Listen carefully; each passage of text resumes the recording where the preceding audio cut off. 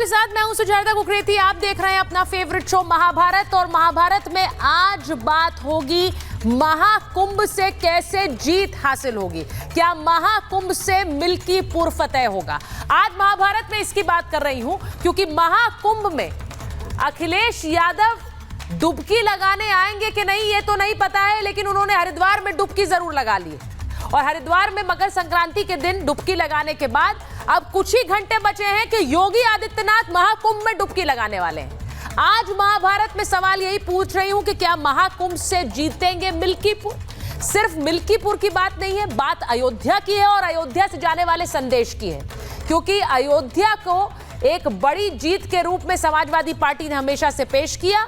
क्या उस गढ़ को फतेह कर पाएगी बीजेपी और योगी आदित्यनाथ? आज सवाल ये पूछ रही हूं क्योंकि अखिलेश वर्सेस योगी जीत बड़ी है। अखिलेश वर्सेस योगी, जिसकी भी जीत होगी वो जीत बड़ी होगी। ये खुद आज अखिलेश यादव ने कह दिया कि ऐसा उपचुनाव, ये देश का सबसे बड़ा उपचुनाव होने वाला है। इसी पर आज बात कर रही हूं क्योंकि इसीलिए आज कह रही हूं कि जीत की डुबकी कौन लगा रहा है, योगी आदित्यनाथ या अखिलेश यादव? क्योंकि दोनों ने डुबकी तो लगाई है। आपको सबसे पहले मैं एक तस्वीर दिखाती हूं। अखिलेश यादव मकर संक्रांति के मौके पर हरिद्वार में थे और हरिद्वार में उन्होंने गंगा में डुबकी लगाई है। ये जो मेरे पीछे आप तस्वीर देख रहे हैं, अखिलेश यादव हरिद्वार में डुबकी लगा रहे थे, गंगा में डुबकी लगा रहे थे। अब बहुतों ने सवाल पूछा कि महाकुंभ क्यों नहीं गए, वहां जाकर त्रिवेणी में क्यों नहीं डुबकी लगाई? सवाल लोगों ने यह पूछा। अखिलेश यादव क्या कुंभ जाएंगे और कुंभ में डुबकी लगाएंगे? सवाल यह है। लेकिन सिर्फ यही तस्वीर नहीं है, मैं तस्वीर एक और आपको दिखाती हूं।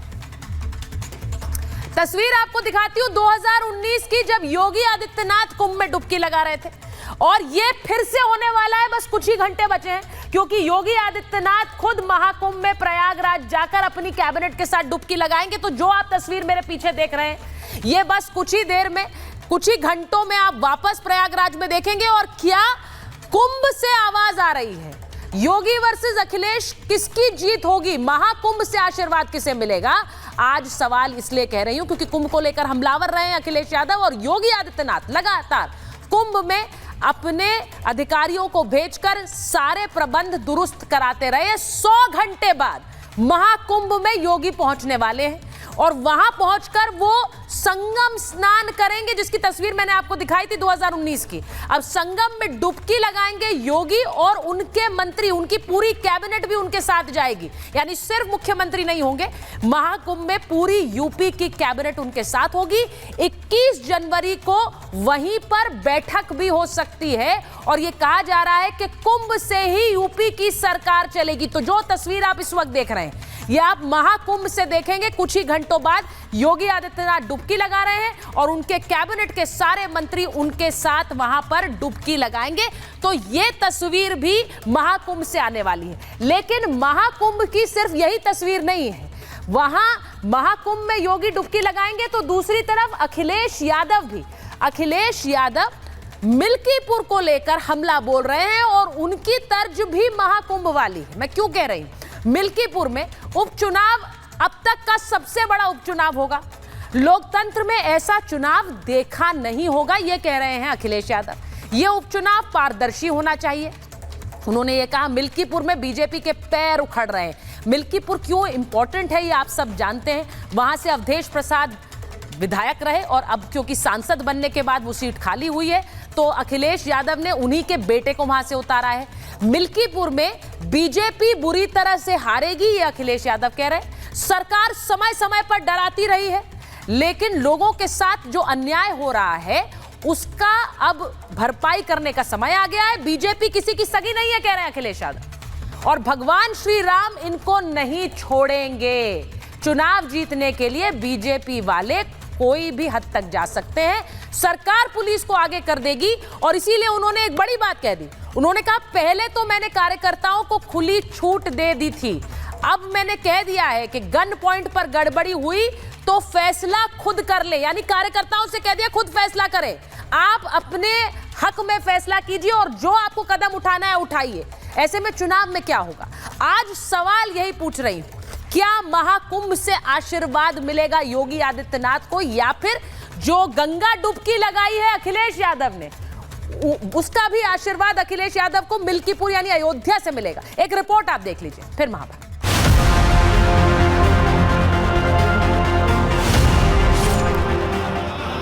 ये तस्वीरें साल 2019 की।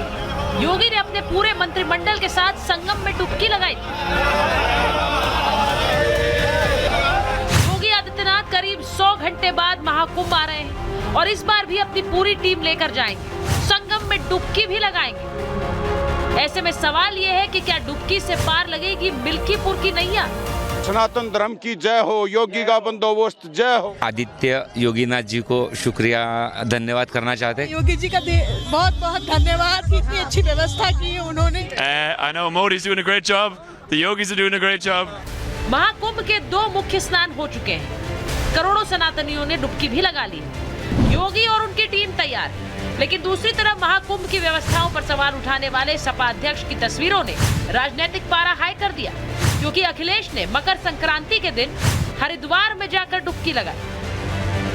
अखिलेश यादव रोजा अफ्तार कराते थे तो लखनऊ में खुलेआम करते थे, और जब माँ गंगा का स्नान करना हुआ, स्नान करने रात के अंधेरे में हरिद्वार में चले गए।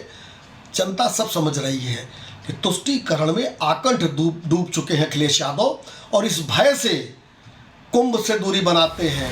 ये तस्वीर खुद अखिलेश यादव ने ही शेयर की, लेकिन ये ऐसे मौके पर सामने आई है जब मिल्कीपुर उपचुनाव के लिए जोर शोर से तैयारियां चल रही हैं। अखिलेश इसे लोकतंत्र का सबसे बड़ा उपचुनाव बता रहे हैं। उत्तर प्रदेश का, देश का सबसे बड़ा उपचुनाव होने जा रहा है, और सच्चाई तो ये है कि मिल्कीपुर में भी इनके पैर उखड़ते हुए नजर आ रहे हैं। मिल्कीपुर में भारतीय जनता पार्टी प्रचंड बहुमत के साथ जीतेगी, और आप देखेंगे वहां चुनाव एक तरफा होगा।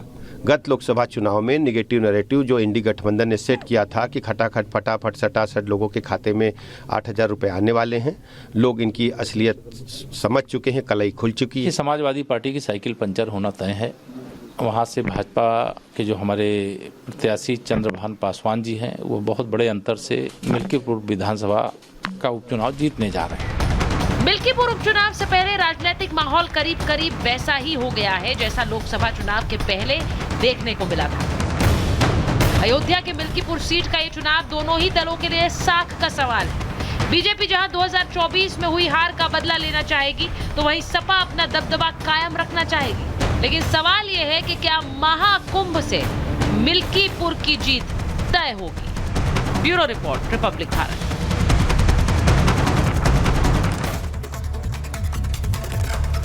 और मेरे साथ महाभारत में जो मेहमान जुड़ रहे हैं, परिचय आपसे करा देती हूँ। बीजेपी के प्रवक्ता रोहन गुप्ता जी हमारे साथ जुड़ रहे हैं। समीर चौगांकर जी वरिष्ठ पत्रकार स्टूडियो में हमारे साथ हैं। राजकुमार भाटी जी राष्ट्रीय प्रवक्ता समाजवादी पार्टी, और अजय वर्मा जी कांग्रेस के नेता हमारे साथ जुड़ रहे हैं। थोड़ी देर में आचार्य विक्रमादित्य जुड़ेंगे हमारे साथ। मैं सीधे जो तस्वीर इस वक्त आ रही है, आज अखिलेश यादव ने मीडिया से बात की है और उन्होंने जो बात कही, सबसे बड़ा उपचुनाव होने वाला है, उन्होंने ये बात कही है, सबसे बड़ा उपचुनाव। मैं एक बार इस पर आऊं उससे पहले मैं एक ग्राउंड रिपोर्ट जरा सीधे कुंभ से लेना चाह रही हूं, क्योंकि महाकुंभ में भाटी जी, महाकुंभ में सब लोग इंतजार कर रहे हैं। अखिलेश जी पहुंचे वहां पर, उनके स्वागत के लिए इंतजार कर रहे हैं। महाकुंभ में योगी जी आने वाले हैं और अपनी पूरी कैबिनेट के साथ वहां पर डुबकी लगाएंगे, ये भी कहा जा रहा है। मैं एक बार सीधे मीनाक्षी के पास जा रही हूं। महाकुंभ में हमारी सहयोगी हमारे साथ जुड़ रही है। मीनाक्षी, जरा बताइए, अखिलेश जी ने डुबकी जरूर लगाई है, लेकिन हरिद्वार में लगाई, गंगा में लगाई। अब बहुत सी चर्चाएं हो रही हैं कि कुंभ को लेकर लोग क्या सोचते हैं, महाकुंभ से किसे जीत का आशीर्वाद मिलेगा? कुछ लोगों से बात करिए, बताइए जरा। बिल्कुल, देखिए, लेकिन हाँ, अखिलेश यादव का एक बयान जरूर आया था जिसमें उनका कहना था कि मैं जाऊंगा, डुबकी लगाऊंगा, लेकिन ये नहीं कह पाए कि आखिरकार कहाँ जाऊंगा, कहाँ डुबकी लगाएंगे। और ओपी राजभर ने तो साफ तौर पर उन्हें आमंत्रण भी दिया था कि आप आइए, हम आपको लेकर चलते हैं और सुरक्षित वापस भी छोड़ाएंगे। हमारे साथ कुछ लोग मौजूद हैं। हालांकि आप, क्योंकि कुंभ नगरी में लोग ज्यादा आ रहे हैं, कहीं हिमाचल से आ रहे हैं, कहीं उत्तराखंड से आ रहे हैं, कहीं उत्तर प्रदेश से आ रहे हैं। मेरे साथ एक ऐसा ही परिवार है जो कि हिमाचल से आया हुआ है, हम उनसे बात करते हैं। देखिए सर, आप आए हुए हैं यहाँ पर, आपने देखा कि महाकुंभ किस तरीके से हो रहा है, लेकिन हम एक तरफ देख रहे हैं क्योंकि यूपी में मिल्कीपुर विधानसभा का उपचुनाव होने वाला है। अब अखिलेश यादव जब थे तब भी हुआ महाकुंभ। अखिलेश यादव यहाँ तो आए नहीं डुबकी लगाने के लिए, और चले गए गंगा जी डुबकी लगाने के लिए हरिद्वार। देखो, ये तो ऐसी बात है कि ये जो माँ है ना, माँ सभी को बुलाती है, और एक अच्छा संदेश देने के लिए होता है, क्योंकि ये कुदरत होता है कि जैसे हम लोग आए हुए हैं तो हम लोगों को अपने आप नहीं आए हुए, ये माँ ने बुलाया हुआ तभी हम लोग यहाँ आए हुए हैं ना। और ये ऐसी तो जीत का आशीर्वाद कैसे देंगी माँ गंगा? देखो, जिसकी किस्मत में है वो सबको मिलेगा। मेरी किस्मत में होगा मेरे को मिलेगा, और जो जिसकी किस्मत में होगा सभी को मिलेगा। एक आशीर्वाद ही एक ऐसी चीज़ होती है ना, और सभी को आना चाहिए ये। हाँ, और ये ऐसा कुंभ है, मैंने इतनी अच्छा देखा, इतना सिस्टम है इधर, एडमिनिस्ट्रेशन का इतना अच्छा रोल है, पुलिस का इतना अच्छा रोल है, बल्कि पूछ के वो खुद ही बता रहे हैं कि हाँ ऐसे जाओ है। चीजें अच्छी है, नेताओं को भी आना चाहिए। आप ये मानते हैं कि अखिलेश यादव जो कि हरिद्वार में गए गंगा डुबकी लगाने के लिए, प्रयागराज में इतने वर्षों बाद महाकुंभ हो रहा है, यहाँ नहीं आए हैं? ये कौन सा चैनल आपका है जी? जी, रिपब्लिक भारत है। आप बताइए, आप क्या सोचते हैं? पहले तो मैं आपको देना चाहता हूँ, धन्यवाद देना चाहता हूँ। मैं राष्ट्रीय मारुति नंदन सेवा संघ राष्ट्रीय उपाध्यक्ष हूँ। जो अखिलेश जी कर रहा है वो अच्छा रहा है। अगर उन्होंने डुबकी लगाया है, यहाँ नहीं लगाई है, हरिद्वार में जाके हरिद्वार में लगाए हैं, तो ऐसा नहीं है कि यहाँ भी आएंगे, ऐसा नहीं है। और मुलायम सिंह का यहाँ पे जो है उन्होंने एक बनाया है, मूर्ति बनाया है जी। तो ऐसा नहीं है कि कहीं उनका कार्य खराब नहीं, अच्छा रहा है। हाँ, आना चाहिए, उनको भी आना भी चाहिए और उनको स्नान भी करना चाहिए। स्नान करना चाहिए। हाँ, महाकुंभ का जो है 144 वर्षों के बाद ये महाकुंभ आया है, जिसमें जो है सूर्य और बृहस्पति और चंद्रमा और शनि, ये चारों ग्रह जो है आपस में है। एक शुभ